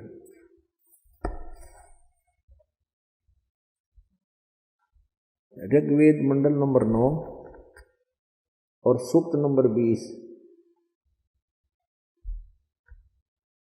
इसका मंत्र नंबर 1 आपको दिखाते हैं। इसमें स्पष्ट है, ये लिखा है पर कबीर देव, यो कबीर देव है। देव माने परमेश्वर और कबीर, ये कबीर को कवि कहते हैं। हम कबीर देव सीधा लेने लगे कबीर देव, क्योंकि वो कवि कहलाता है। अपनी ज्ञान को लोकोक्तियों के माध्यम के बोलने से वो कवि कहलाता है परमात्मा। यो कबीर देव नाम उस भगवान का, कबीर देव। तो ये हम इसको कबीर, हम वै को बै बोलते हैं, वेदों को वेद बोलते हैं अपनी लोकल लैंग्वेज में। तो कबीर देव, हम इसको कबीर साहब कहने लगे। साहब को चाहे देव कहो, भगवान कहो, गॉड कहो, तो हम इसको कबीर देव, यानी ये चाहे संस्कृत के ज्ञाता इसको कवि बना दें तो कवि, वो कवि तो कवि हम फिर भी कहना पड़ेगा, वो तो लोकोक्तियों के माध्यम से कवि रूप में प्रकट होता है जो भगवान, जो यहाँ कविताओं के माध्यम से अपनी लोकोक्तियों के माध्यम से उस यथार्थ ज्ञान को जो प्रचार करता है वो परमात्मा, उसको उसका नाम ही कबीर साहब है। हम उसको कबीर साहब बोलते हैं। तो संस्कृत में वेद उसको कबीर देव कहते हैं कि वो कवि साहब ये कवि साहब मान लें। जो ज़्यादा एंड करते हैं संस्कृत में, व्याकरण ऐसे है, व्याकरण नहीं जानता, व्याकरण क्या कर लेगी इसमें। अब तुम कवि कह, हम कबीर साहब कहें, तुम कवि साहब कह दो। वो जो परमात्मा लोकोक्तियों के माध्यम से आकर के ज्ञान देता है, कविताओं के माध्यम से एक प्रसिद्ध कवि की उपाधि भी पाता है, वो पूर्ण परमात्मा है। वो बनारस में आया था, हम वो कहते हैं वो ही है वो कवि देव। तो जिसने तुम कवि को हो, हम उसने कबीर साहब कहा। इतनी सी बात है। अब ऋग्वेद मंडल नंबर 9 देखिएगा, ऋग्वेद मंडल नंबर 9 सूक्त नंबर 86 का मंत्र नंबर 26 आपने पढ़ लिया। 86 का मंत्र 26 पढ़ लिया कि यज्ञ, ये देखो यहाँ भी कबीर अत्यो, यहाँ भी कबीर लिखा है, ये कबीर देव है, कबीर अत्यो। हम इसको कबीर देव कहने लगे, कबीर साहब है। इन्होंने इसका अर्थ यहाँ लिख लिया, संधि छेद कबीर कर दिया, कबीर ही। हम इसको कबीर देव लिख दें यहाँ पर, वो कवि साहब है, कबीर साहब, नथिंग एल्स। यज्ञ करने वाले यानी धार्मिक अनुष्ठान करने वाले यजमान माने भक्तों के लिए परमात्मा सब रास्तों को सुगम करता हुआ, यानी उनके सब दुखों का, उनके रास्ते खोल देता है भक्ति के, उनके विघ्नों को यानी संकटों को मर्दन करता है, सत्साधना करते हैं उनकी, और उनको पवित्र करता हुआ, और अपने रूप को, परमात्मा साकार है, अपने रूप को, क्योंकि सतलोक में उसका रूप बहुत तेजों में है, एक रोमकूप में करोड़ सूर्य करोड़ चंद्रमा मिला दी, इतना तेज है उनका, लेकिन उसको हल्का तेज पुंज का बनाकर, तेज पुंज अलग से रूप बनाकर, हल्का रूप बनाकर अपने रूप को सरल करता हुआ, यानी हल्का तेज पुंज का रूप बनाकर वह कांति में परमात्मा, वो कबीर देव, कबीर यो कवि लिखे ना, हम इसको कबीर देव कहें, वो कबीर देव विद्युत के समान क्रीड़ा करता हुआ वर्णीय माने श्रेष्ठ पुरुषों को, अच्छी आत्माओं को प्राप्त होता है। अब यहाँ थोड़ा सा और कंसेप्ट क्लियर करते हैं इन्हीं के द्वारा। जैसे कहीं पर यजुर्वेद की महिमा गाई जा रही हो, लिखी हुई हो, तो वहाँ केवल यजु भी लिखा हो, यजुहु, तो वो भी यजुर्वेद ही समझा जाता है। जैसे इसमें यजुर्वेद है, ये यजुर्वेद है, ये ऊपर लग रहा है, इसको यहाँ 2 अपसर्ग लगा के अलग अलग कर सकते हैं, यजुर्वेद, यजुहु कहते हैं इसको। लेकिन इसका भी ये देखिएगा, यजुर्वेद ये महर्षि दानव सरस्वती ने अनुवाद किया है कंप्लीट, पूरे 40 अध्याय, 40 के 40 अध्याय का। ये कहाँ से प्रकाशित है?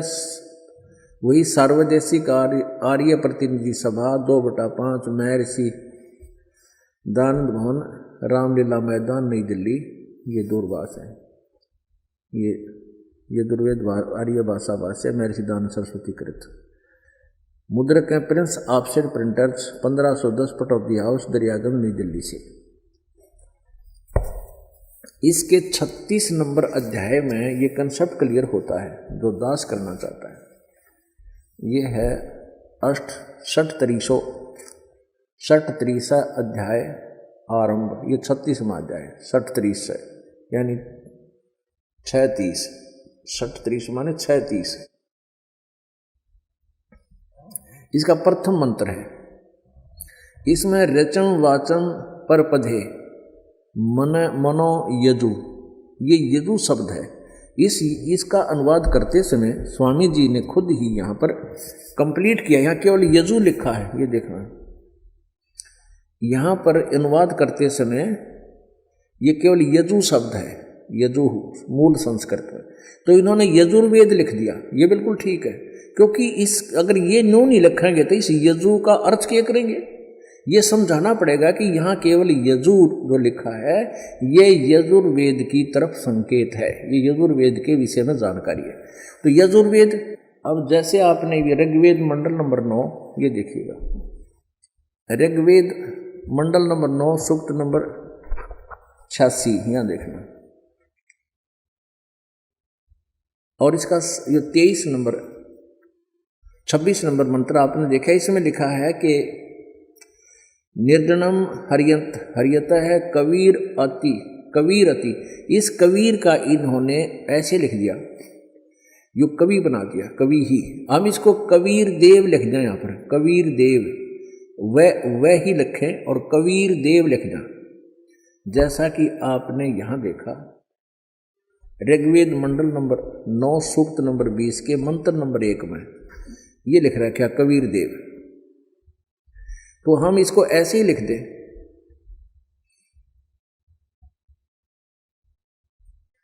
ये कबीर देव है।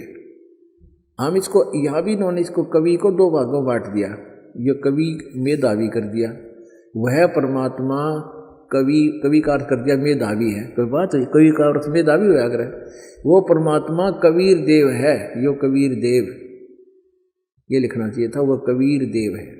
इसमें तो स्पष्ट लिखा है, अगर केवल कवि शब्द भी है जैसे इसमें है ऋग्वेद मंडल नंबर 9 सूक्त 86 के मंत्र 26 में, वह कबीर अचो, तो इन्होंने इसको अकेला सिंगल कबीर कर दिया और अचो यो नारा कर दिया, अचो।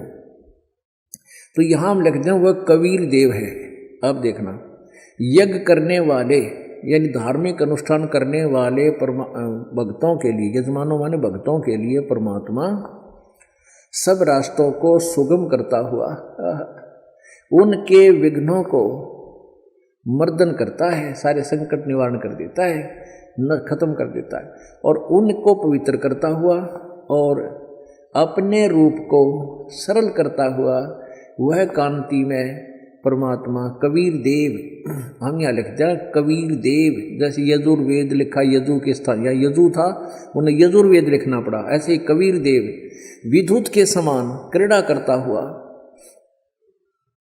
वर्णीय पुरुषों को, श्रेष्ठ आत्माओं को, अच्छी आत्माओं को प्राप्त होता है, मिलता है। कहाँ रहता है वो? 27 में लिखा है, गणना नहीं यहीं से पढ़े, जो परमात्मा ध्रुवलोक के, ये प्रकाश पुंज परमात्मा यानी तेज पुंज का भगवान है, ऊपर तेज पुंज कहो चाहे प्रकाश पुंज कहो, जो परमात्मा ध्रुवलोक के तीसरे पृष्ठ पर विराजमान है, जो वहाँ रहता है तीसरे पृष्ठ पर, वहाँ से चलकर आकर मिलता है, प्रकाश रूप है। कबीर साहेब के विषय में दादू जी की वाणी है कि दादू नाम कबीर की, जय कोई लेवे ओट, उनको कभू लागे नहीं काल बज्र की चोट। संत गरीब दास जी ने कहा है कि गरीब जमजौरा जा से डरें, मिटें कर्म के लेख, अदली असल कबीर हैं, कुल के सतगुरु एक। गुरु ग्रंथ साहिब पेज नंबर 721 पर लिखा है कि यक अरज गुफ्तम पेश तो दर, गोस कुन करतार, हका कबीर करीम तू बेऐब परवदगार। दर्शकों, कबीर परमेश्वर जी अपने साधकों के प्रारब्ध के पापों को नष्ट करने में पूरी तरह सक्षम हैं और भविष्य में आने वाले संकटों का निवारण भी कर सकते हैं। देखिए, वेद जो है भगवान की महिमा का एथेंटिक रिकॉर्ड है, उसमें परमात्मा की महिमा लिखी है, और ये खुद मानते हैं कि जो वेद में लिखा है वो हमें स्वीकार्य है, वेद सत्य है। यदि वेद सत्य है तो फिर सत्यार्थ प्रकाश की है, ये तो झूठार्थ प्रकाश है। अब दिखाते हैं आपने वेद में क्या लिखा है। अब यजुर्वेद, इसका अनुवाद करता भी मैं ऋषिदानंद है, देख कमाल की बात है, तो यूँ तो भांग पिया करता तो नरी उतरने नहीं देता, ऐसा लगता है। इसकी जीवनी में लिखा है भांग पीता था, दिखाएंगे आपको कभी। अब ये कहाँ से प्रकाशित है? प्रकाशक हैं सार्वदेशी कार्य प्रतिनिधि सभा 2/5 महर्षि दयानंद भवन रामलीला मैदान नई दिल्ली से। महर्षि दयानंद सरस्वती द्वारा इसका अनुवाद किया गया। मुद्रक हैं prince offset printers 1510 Pataudi house Daryaganj New Delhi से। 241 पृष्ठ पे है। 8वां अध्याय यजुर्वेद भाषा भाष्य। ये 13वां मंत्र है। 13वां इसमें क्या लिखा है? देव कर्तस्य ऐनस्य अवजनम असि, मनुष्य कर्तस्य ऐनस्य अवजनमसि, पितर कर्तस्य ऐनस्य अवजनमसि, आत्म कर्तस्य ऐनस्य अवजनमसि, अन्नस्य अन्नस्य अवजनमसि। ओए होए। अब इसका अनुवाद यहाँ किया इन्होंने 242 पृष्ठ पे। ये 241 पर हम पढ़ रहे थे। यहाँ देखो 242 पर। अब यहाँ इसका थोड़ी बहुत कोई उतर गई होगी इसकी भांग है। इसने फिर यहाँ उलझाने की चेष्टा की है कि हे सबके उपकार करने वाले मित्र आप, दान देने वाले के ऐनस्य माने अपराध के, ऐनस्य अवजनम माने विनाश करने वाले हो, क्षमा करने वाले हो। अब यहाँ मित्र लिख दिया। अब पढ़ने वाला ने सोचा चलो ये तो मित्र मित्र के बारे में कि तो भगवान का जिक्र है नहीं छोड़ा इसने। अब इसी के कर कमलों से लिखा हुआ और दिखाते हैं सत्यार प्रकाश में। ये देखिएगा, ये सत्यार प्रकाश वही वेद अब बाद में दिखाएंगे थोड़ा आपको पुनः। और ये कहाँ से प्रकाशित है? वैदिक यति मंडल वही है। और ये दान मठ गोहाना मार्ग से प्रिंटेड है। आचार्य प्रिंटिंग प्रेस रोहतक से। दान मठ गोहाना मार्ग रोहतक से। इसके प्रथम समोल्लास में और पृष्ठ नंबर 18 पे ये नीचे क्या कहता है कि जो सबसे स्नेह करे, सबको प्रीति करने योग्य है, वह परमेश्वर सबका सच्चा मित्र है। इससे परमेश्वर का नाम मित्र है। तो वहाँ मित्र की जगह हम परमेश्वर कहेंगे। बिल्कुल यहाँ है परमेश्वर की महिमा। वेद कोई मित्रा की थोड़ी है। और दान देने वाले के पाप मित्र के नाश करेगा, बता कोई बात है? तो ये मित्र परमेश्वर का नाम लिख दिया इसने। और लिख दिया इसलिए कि कोई पढ़ ना गा के दे तेरी अज्ञानता पता लग जा। तो पढ़ेगा तो नहीं सोचेगा कोई मित्र के बारे में बोल रखे। एक बार हमारा जो करोथा कांड इन्होंने करवाया, इसका यही कारण था। दास ने यही जो स्टेटमेंट आज आपको बता रहा है समाचार पत्रों में निकाल दी। और आर्य समाज के आचार्यों को पता लग गया कि तुम्हारा रोजगार गया। जय दयानंद की अज्ञानता का पता लग गया हमारे दयानंद के अनुयायियों को। ये सारे भागेंगे यहाँ से, तुम्हें फिर चंदा मिला को नहीं। तो हमने ये नो का नो लिखा था, फोटो स्टेट तो नहीं किया था, इसे लिख कर भेजा था कि ये ऐसे बोलता सत्यार प्रकाश में और यजुर्वेद में ऐसे लिखा है।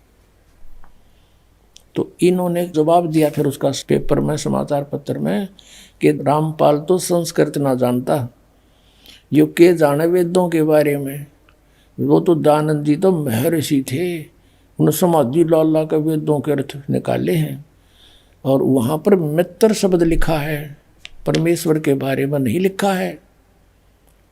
अब आम आदमी इतना प्रभावित था इन नकली ऋषियों से कि वो सच्चे हैं और अन्य व्यक्ति कुछ भी कहता रहो वो सही लिख कर गए होंगे।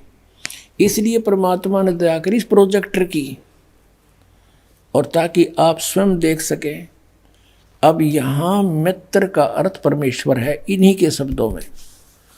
अब पढ़ेंगे। देखो अब हम यजुर्वेद पर आ गए हैं। सत्यार प्रकाश रख दिया है। अब इसके हम 8वें अध्याय के वही 13वां मंत्र पढ़ रहे हैं। हे सब के उपकार करने वाले मित्र यानी परमेश्वर आप, देव कर्तस्य दान देने वाले के, ऐनस्य माने अपराध के, पाप के। ऐनस्य माने अपराध कहो चाहे पाप को, इसी के शब्दों में। ऐनस्य माने पाप के, दूर करने वाले हो, नाश करने वाले हो, छुड़वाने वाले हो, क्षमा करने वाले हो, कुछ भी बोलो इन शब्दों को। एनस्य माने पाप के, एनस्य माने अपराध को, से पाप को, नाश करने वाले हो, दान देने वाले के। और मनुष्य कर्तस्य, साधारण मनुष्य के किए हुए, एनस्य माने अपराध यानी पाप के विनाश करने वाले हो। ओए होए। और पितृ कर्तस्य, पिता के किए हुए, एनस्य माने विरोधाचरण के, नहीं पाप के ही लिखना चाहिए। इसलिए अच्छी तरह हरने वाले हो यानी दूर करने वाले हो, अपने किए हुए पाप के दूर करने वाले हो। एनस्य एनस्य, अधर्म के अधर्म यानी पाप के पाप, घोर पाप के नाश करने हारे हो।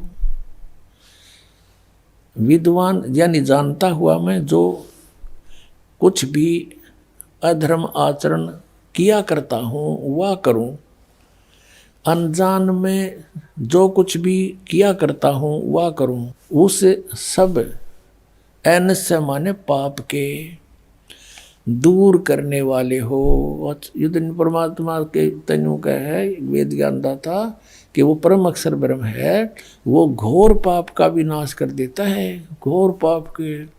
और जो कुछ भी करता हूँ या करूँ उसको भी पाप नाश कर देता है। और ये कहते हैं पाप नाश भगवान नहीं कर सकता। तो अब क्या सिद्ध हुआ कि वेद ज्ञान सच्चा है, इसको सभी मानते। और वेदों में परमात्मा की महिमा है, परमात्मा की जो गुण लिखे हैं वेदों में। और इसके विपरीत जिसका अपना अनुभव कुछ भी है वह वेद विरुद्ध है, वो झूठा है। तो सत्यार्थ प्रकाश ये झूठार्थ प्रकाश सिद्ध हो गया। दर्शकों, पवित्र सदग्रंथों से यह सिद्ध होता है कि पूर्ण परमात्मा कबीर साहिब जी ही हैं, जो साधक के पाप कर्मों का नाश कर वास्तविक सुख और मोक्ष प्रदान करने में पूर्णतः सक्षम है। अब आइए जानते हैं कि मोक्ष प्राप्त करने की असली विधि क्या है। अब 17वें अध्याय के गीता जी के 23वें श्लोक में कहा है कि उस सच्चिदानंद घन ब्रह्म के पाने का 3 मंत्र का जाप का निर्देश है, नथिंग एल्स। निर्देश माने नथिंग और कुछ नहीं, सिंपल ओनली डायरेक्शन। ये है, देखिएगा 17वें अध्याय का और 23वां श्लोक श्रीमद् भगवत गीता। और ये 17वां अध्याय, 17वें का 23वां श्लोक है। ओम तत्सत इति निर्देश है, ब्रह्मण है त्रिविध है समर्थ है, ब्राह्मणा तेन वेदा च यज्ञा विहिता पुरा। ओम ओम तत् तत् सत सत, ऐसे यह 3 प्रकार का सच्चिदानंद घन ब्रह्म, उस परम अक्षर ब्रह्म का मंत्र कहा है। अब सच्चिदानंद घन ब्रह्म परम अक्षर ब्रह्म का मंत्र ओम तत् सत, उसको पाने का। ओम तो पुण्यात्मा सीधा है ब्रह्म अक्षर पुरुष का, और जो तत् है वो अक्षर पुरुष का, और सत है ये परम अक्षर ब्रह्म का। ये भी कोड वर्ड है, सांकेतिक शब्द है। ओम और तत् जो सांकेतिक शब्द है वो दोनों मिलकर ये सतनाम बनता है 2 अक्षर का। और जिसका भी आज तक मोक्ष हुआ उन महापुरुषों ने इस सतनाम का जाप किया है। और जो सत्य है वो सारनाम की तरफ संकेत है, वो भी कोई अन्य मंत्र है, वो सांकेतिक कोड वर्ड दास के पास है, इस पृथ्वी विश्व में किसी के पास नहीं। दर्शकों, सदग्रंथों के अनुसार पूर्ण परमात्मा का सच्चा ज्ञान केवल तत्वदर्शी संत ही दे सकते हैं, जो सभी धर्म शास्त्रों के आधार पर तत्व ज्ञान और शास्त्रानुसार भक्ति का मार्गदर्शन करते हैं। तत्वदर्शी संत की पहचान के लिए गीता के अध्याय 15 श्लोक 1 में बताया गया है कि ऊपर को पूर्ण परमात्मा आदि पुरुष परमेश्वर रूपी जड़ वाला नीचे को तीनों गुण अर्थात रजगुण ब्रह्मा, सतगुण विष्णु व तमगुण शिव रूपी शाखा वाला अविनाशी विस्तारित पीपल का वृक्ष है। जिसके जैसे वेद में छंद है, ऐसे संसार रूपी वृक्ष के भी विभाग छोटे छोटे हिस्से या टहनियां व पत्ते कहे हैं। उस संसार रूप वृक्ष को जो इसे विस्तार से जानता है वह पूर्ण ज्ञानी अर्थात तत्वदर्शी है। आज के समय में केवल संत रामपाल जी महाराज ही एकमात्र ऐसे संत हैं जो सभी सदग्रंथों के अनुसार एक परमेश्वर की सतभक्ति का ज्ञान पूरे विश्व को प्रदान कर रहे हैं।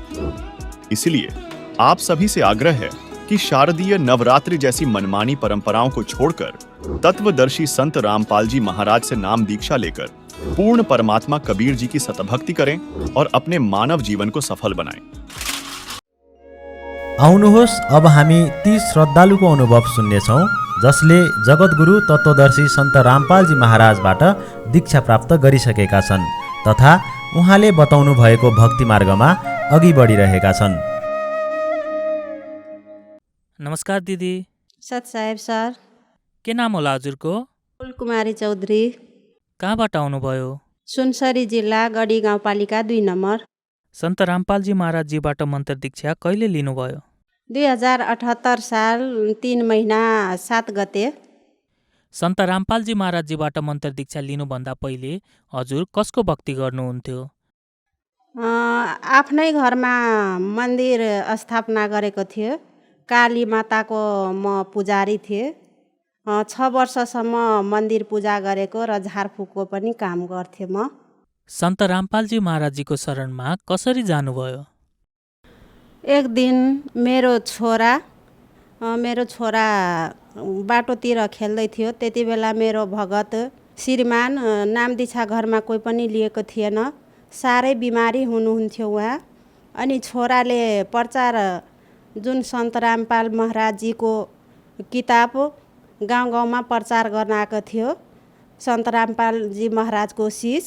अनि उहाँसँग एउटा तोपको गोला भन्ने किताब लिएर आयो मेरो छोरा र मेरो श्रीमानलाई लगेर दियो। भनौँ बाबा यो किताब पढ्नुहोस् न। अनि मेरो श्रीमानले भने एकछिन राख, म पछि पढ्छु, मलाई सन्चो छैन। त्यसपछि त्यो किताब पल्टाएर हेरेपछि ब्रह्मा विष्णु महेशको माता पिता दुर्गा माता हो र ज्योति रञ्जन काल पिता हो भनेर थाहा पाएपछि मेरो श्रीमानलाई अचम्म लाग्यो कि आजसम्म त यो कहिले सुनेको पनि थिएन। यो कुरा त वास्तवमा केही न केही छ, मैले खोजेकै कुरा हो। किनभने म 6 वर्षसम्म मन्दिर चलाएर बस्दा पनि मेरो श्रीमानलाई यो देवी देवताप्रति विश्वास थिएन र मलाई बोक्सीको आरोप पनि लागेको थियो यो मन्दिर चलाएर बस्दा। र उहाँले एक दिन पनि मन्दिरमा पूजा गर्नुहुन्न थियो र उहाँको मनमा शान्ति पनि थिएन र मलाई बारम्बार भनिरहेको थियो कि यो पूजा साधना ठिक छैन, गलत छ, मेरो मनले मानेको छैन, म यो पूजा गर्दिनँ भनेर। अनि जब मेरो श्रीमानले त्यो तोपको गोला किताब पढेपछि त्यसमा लेखेको थियो कि ज्ञान गङ्गा किताब पढ्नुहोस् भनेर। अनि मलाई एक दिन भनौँ कि ज्ञान गङ्गा किताब भेटायो भने कतैबाट खोजेर ल्याउनुहोस्। अनि यहाँ सुनसरी जिल्लाकै गिधनिया भन्ने ठाउँमा सीताराम मेला लागेको थियो। त्यति बेला मेरो एकजना साथी हुनुहुन्छ, मसँगै काम गर्ने। म शिक्षक, बाल शिक्षक हो र उहाँ पनि बाल शिक्षकमै काम गर्नुहुन्छ। हाम्रै गढी गाउँपालिकाको सरिता दासी भन्ने मेरो साथी थियो र उहाँले ठ्याक्कै त्यो मेलामा भेटाएपछि साइडमा लगेर भनौँ यो किताब एउटा लैजाऊ ज्ञान गङ्गा। अनि मैले सोधेँ यसको त दाम धेरै होला। अनि भनौँ होइन 20 रुपियाँ छ, 20 रुपियाँ त त्यतिकै खेर जान्छ भनेर मैले एउटा ज्ञान गङ्गा किताब किनेर ल्याएँ। अनि त्यसपछि मेरो श्रीमानले त्यो किताब अध्ययन गर्नुभयो। 3 दिनमै सिध्याउनु भयो। पुरै किताब सिध्याइसकेपछि उहाँको मनमा लाग्यो सचमा यही परमात्मा हो, अरू कुनै भगवान छैन। जो सबैले भनिरहेछ कि सबका मालिक एक है, वही मालिक कुन हो भनेर। अनि यही रहेछ भनेर उहाँको मनमा लाग्यो। अनि मलाई बिस्तारै बिस्तारै ज्ञान सम्झाउन थाल्नुभयो। 2 वर्षसम्म मलाई मेरो श्रीमानले ज्ञान सम्झाउँदा एक दिन भनौँ कि तिमीले जुन काली मातालाई पूजा गर्दैछौ त्यो काली मातालाई नै सोध कि मुक्ति दिन सक्छ कि सक्दैन भनेर। त्यसपछि म मन्दिरमा गएँ पूजा गर्न। अनि मातासँग सोधेँ, हे माता, मलाई त थाहा छैन वास्तवमा यो कवीर परमात्मा को हुन् भनेर। त्यसपछि म ध्यानमा बस्दाखेरि म एकैचोटि माथि गएँ। माथि जाँदा त्यहाँनिर आदि एकदम पुरै ध्यानमा मग्न गएपछि त्यहाँनिर एउटा सानो दरबार थियो, गुफा जस्तो। अनि त्यो गेटमा मोटो मान्छे एकदम कालो लगाएको बसिराखेको थियो अनि मलाई भित्र पस्न दिँदैन थियो। थाहा थिएन परमात्मा भगवान हो भनेर यति त्यही पनि मैले मनमा प्रार्थना गरेपछि म त्यो भित्र पसिहालेँ। पसेपछि त्यहाँनिर एकदम पुरै सफेद एकदम चम्किलो थियो अनि म त्यहाँबाट आउन मन लागेन। त्यसपछि मैले के भने म यहाँबाट जाँदिनँ अनि भनौँ यहाँ तिम्रो ठाउँ छैन, तिमी जा अहिले। अनि म आएँ, रुँदै आएपछि अनि त्यो दिनदेखि मलाई पूजै गर्न मन लागेन त्यहाँ मन्दिरमा। अनि त्यसपछि म पनि ज्ञानगङ्गा भनौँ मेरो श्रीमानले कि तिमी ज्ञानगङ्गामा सृष्टि रचना पर, विश्वास छैन भने। मेरो छोरीलाई पनि यही देवी देवता आउनुहुन्थ्यो जिउमा। अनि त्यसपछि सबजना त्यस्तो हुँदाखेरि एक दिन म पुरै सिरियस भइहालेँ। त्योभन्दा अगाडि मलाई गुरुजीले 2 दिन दर्शन दियो सन्त रामपालजी महाराजकै रूपमा। अनि एक दिन आएर एउटा कालो मान्छे हात खुट्टा मेरो थिचिदियो। अनि मैले सपनामै भने हे नारायण भएपछि कृष्ण भगवान त भनौँ म मान्छे, तपाईँ जस्तै मान्छे हो, म केही गर्न सक्दिनँ, उस नारायणको याद गर भनौँ। अनि मैले भने हे नारायण भनेपछि मलाई आएर त्यति भन्दाखेरि मेरो त्यो दिन ठिक भयो। अनि अर्को दिन म पुरै बेहोस भइहालेँ, 24 घन्टासम्म सुतिराखेँ, एकदम सिरियस भइहालेँ। जब त्यो मन्दिरको पूजा छोडेपछि परमात्माको याद गर्न थालेपछि म बेहोस भएँ, 24 घन्टासम्म सुतिराखेँ। अनि उठ्न नसकेर अनि राति मलाई कवि सन्त रामपालजी महाराज आउनुभयो आफ्नै रूपमा। अनि मलाई टाउकोमा आएर सुमसुमाएर भनौँ कि बेटी तुम उस जन्म में मनुष्य तन में थी, भक्ति कर रही थी, बिछड़ गई, अब तू नाम दीक्षा ले लो, हम पार तारेंगे। अनि त्यसको भोलिपल्ट म उठ्दा एकदम मलाई कस्तो लाग्यो, मन खिन्न भएर।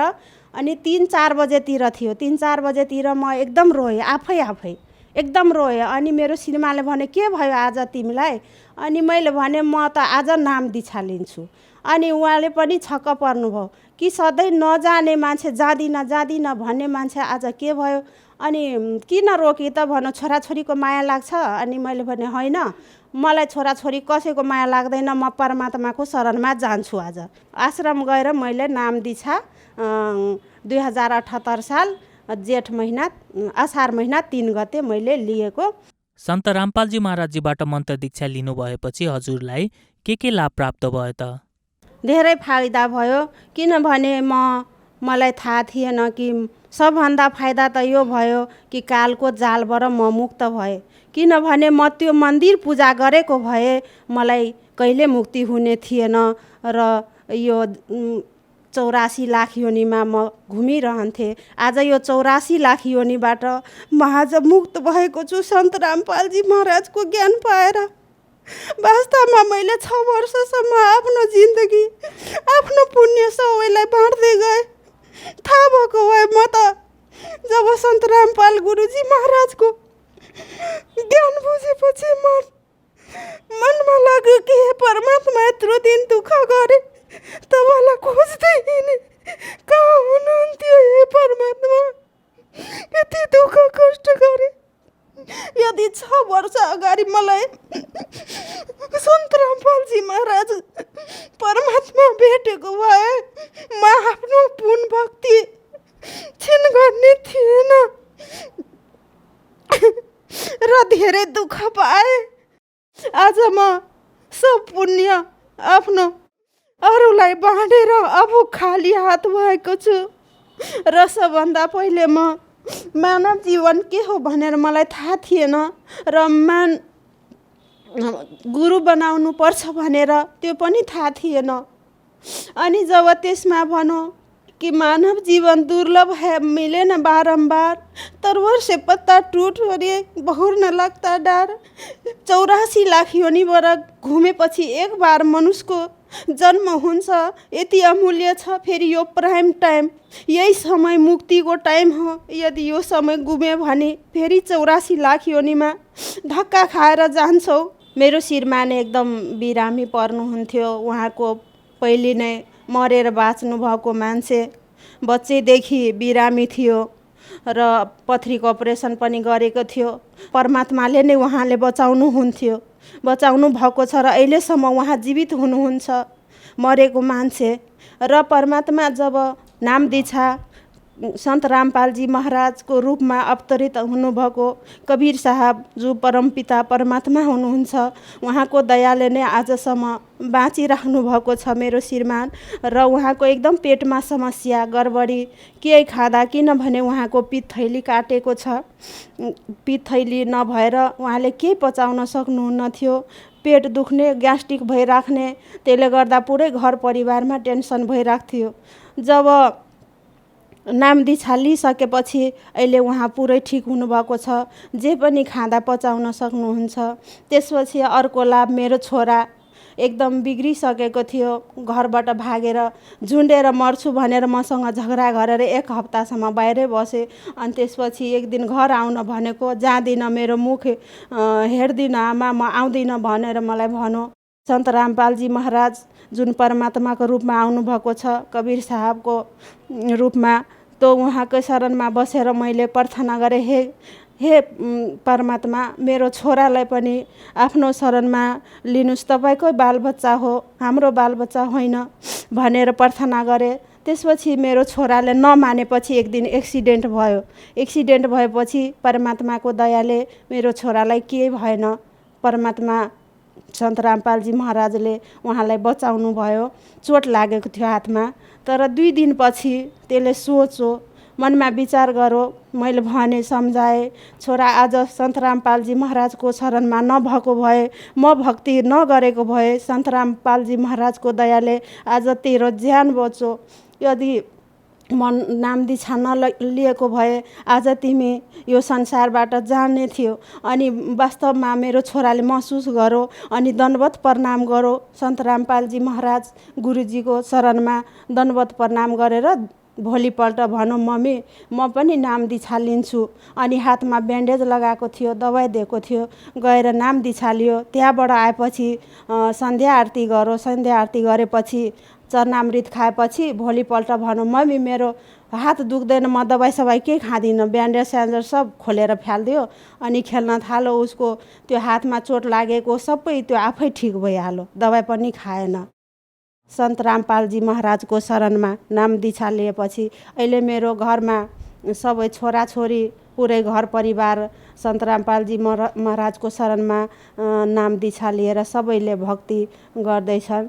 र सबैजना, पहिला चाहिँ झगडा पनि हुन्थ्यो, अहिले सबजना घर परिवार भक्ति साधना गर्दैछु सन्त रामपालजी महाराजको दयाले। अनि म 2 वर्षदेखि आफ्नो घरमा थुप्रै ऋण भइसकेको थियो। त्यो मैले जग्गा बेच्न खोज्दा 2 वर्ष 3 वर्ष अगाडिदेखि त्यो जग्गा बिक्री नभएर धेरै अप्ठ्यारो भएको थियो। 20-30 लाख जति ऋण। सन्त रामपालजी महाराज गुरुजीसँग प्रार्थना लगाए।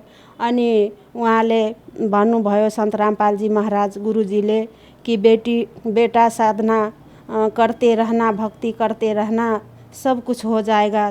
त्यसको 2-3 दिन पछाडि नै आफै ग्राहक आयो खोज्दै, र त्यो जग्गा पनि बिक्री गरेँ र ऋण पनि तिरिसकेँ। घर पनि मेरो लथालिङ थियो, अहिले घर पनि 10-12 कोठाको बनाएको छु। सुत्ने ठाउँसम्म पनि थिएन। सन्त रामपालजी महाराजको शरणमा जाँदा मलाई गुरुजीलाई कहाँ राख्ने, कसरी जोतपाठ गर्ने भनेसम्म पनि ठाउँ थिएन। अहिले मेरो सबै घरमा घर पनि छ र तयार हुन लागेको छ मेरो सन्त रामपालजी महाराजको दयाले घर पनि। केही मानिसहरू सन्त रामपालजी महाराजजीको पुस्तक र सत्सङ्गहरूमा हिन्दू विरोधी कुराहरू हुन्छन् भनेर भन्ने गर्छन् र उहाँलाई एउटा हिन्दू विरोधी सन्त भनेर भन्ने गर्छन्। यस विषयमा हजुर के भन्न चाहनुहुन्छ? होइन, यो जति पनि भन्ने छन्, यो उनीहरू ज्ञान नबुझेर यस्तो भनेका हुन्। यो होइन, जुन मान्छेहरू भनिरहेको छ यो सरासर गलत हो।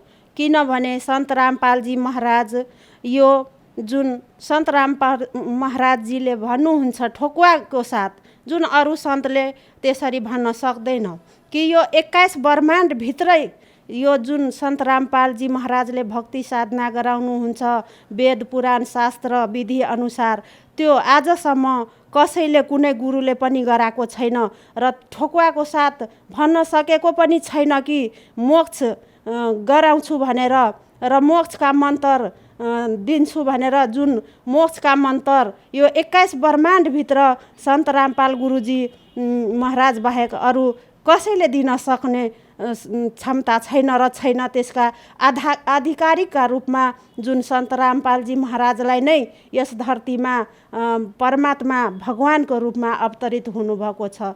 किनभने अरू गुरुले यसरी ठोकुवाको साथ भन्न सक्दैन। जब छैन भने कसरी यो ठोकुवाको साथ भन्न सक्छ?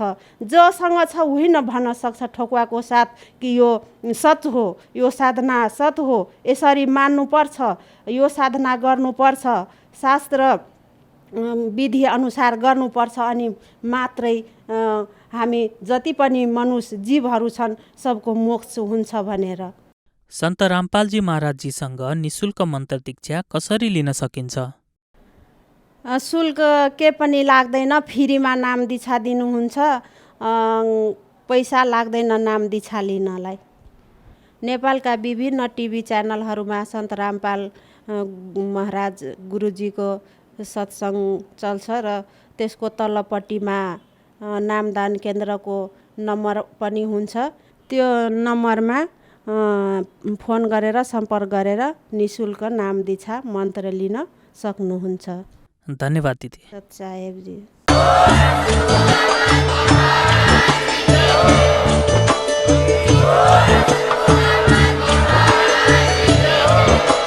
तपाईं सुन्दै हुनुहुन्थ्यो जगद्गुरु तत्त्वदर्शी सन्त रामपालजी महाराजजीको मङ्गल प्रवचन। अधिक जानकारीका लागि भिजिट गर्नुहोस् हाम्रो वेबसाइट www.jagadgururampalji.org। सन्त रामपालजी महाराजजीको शुभ आशीर्वादले पुरा विश्वभरमा 500 भन्दा पनि अधिक मन्त्र दीक्षा केन्द्रहरू छन्, जसमा सन्त रामपालजी महाराजजीद्वारा अनलाइन निशुल्क मन्त्र दीक्षा दिँदैछ। आफ्नो नजिकको मन्त्र दीक्षा केन्द्र पत्ता लगाउनका लागि सम्पर्क गर्नुहोस् 98 511 89 381।